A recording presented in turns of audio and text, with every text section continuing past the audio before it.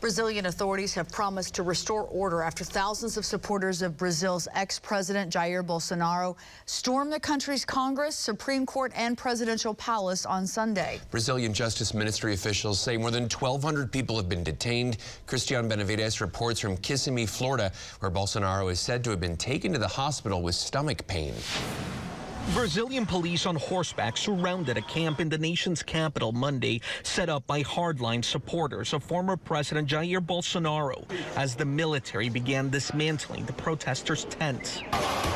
It comes a day after backers of the far-right leader stormed the Congress, Supreme Court, and presidential palace in Brasilia. Rioters echoed baseless claims from Bolsonaro that the election was stolen. The buildings targeted were mostly empty at the time, but a day later, Brazil's new president, Luiz Lula da Silva, held his first cabinet meeting inside the damaged presidential palace. We are confident that the strength of Brazilian institutions will allow us to overcome these violent and lamentable incidents of yesterday. Bolsonaro left Brazil for Florida shortly before da Silva's swearing in last week. He was admitted on Monday to this hospital in Kissimmee for abdominal pain.